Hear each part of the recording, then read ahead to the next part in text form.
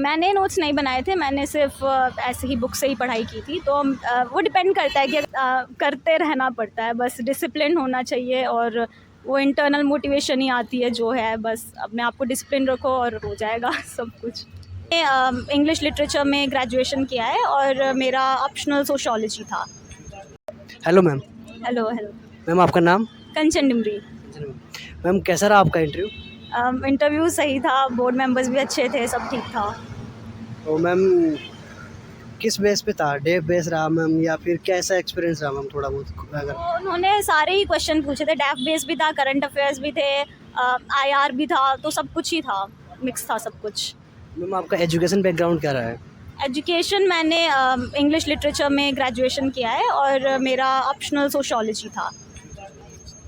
Ma'am social जो optional की से जो तैयारी कर रहे हैं उनके बारे में आपको क्या बोलना है कि किस प्रकार से हम तैयारी करेंगे तो और अच्छा कर पाएंगे और हम अच्छा नंबर ला पाएंगे?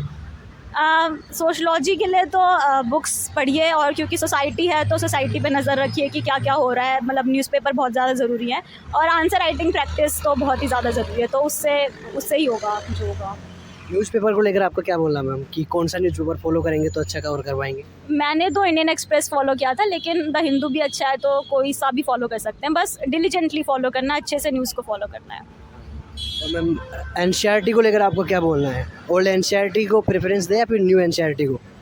मैंने तो ऐसा कुछ नहीं किया था, मैंने तो न्यू एनसीईआरटी पढ़ी थी, पर क्योंकि एनसीईआरटी इंपॉर्टेंट तो एक बार देखना ज़रूरी है, लेकिन एनसीईआरटी इनफ नहीं होती हैं, उनके अलावा भी बहुत कुछ पढ़ना होता है, तो सिर्फ एनसीईआरटी के बेसिस पे तो नहीं होगा।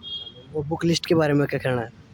बुक लिस्ट जो स्टैटिक सारा वही है जो सबकी बुक लिस्ट होती है, लक्ष्मीकांत पॉलिटी के लिए, स्पेक्ट्रम हिस्ट्री के लिए, और शंकर आईएएस एनवायरनमेंट के लिए, तो यही सब था और कुछ एक्स्ट्रा नहीं था। मैम जैसा कि देखा जाता है कि तैयारी करते हुए जर्नी बहुत लंबी है, पेशेंस रखना पड़ता है, कई और चीज़ें बताई जाती है, तो उसमें आप अपने आप को मोटिवेट रखने के लिए क्या क्या करते थे? मोटिवेट रखने के लिए तो बस करते रहना पड़ता है, बस डिसिप्लिन होना चाहिए और वो इंटरनल मोटिवेशन ही आती है जो है, बस अपने आप को डिसिप्लिन रखो और हो जाएगा सब कुछ। और मैम नोट मेकिंग को लेकर आप क्या कहेंगे? मैंने नोट्स नहीं बनाए थे, मैंने सिर्फ ऐसे ही बुक से ही पढ़ाई की थी, तो वो डिपेंड करता है कि अगर आपको नोट मेकिंग पसंद है तो आप उससे कर सकते हैं, अदरवाइज़ नॉर्मली भी हो जाता है। आंसर राइटिंग को लेकर क्या करना है? आंसर राइटिंग तो बहुत ज़्यादा ज़रूरी है, बहुत ज़्यादा आंसर राइटिंग करनी पड़ती है, और टेस्ट सीरीज़ भी लगानी पड़ती है अलग अलग इंस्टीट्यूट की, तो वो फीडबैक दे देते हैं कि आप कैसे आंसर्स लिख रहे हैं, तो ये सब कुछ ज़रूरी है।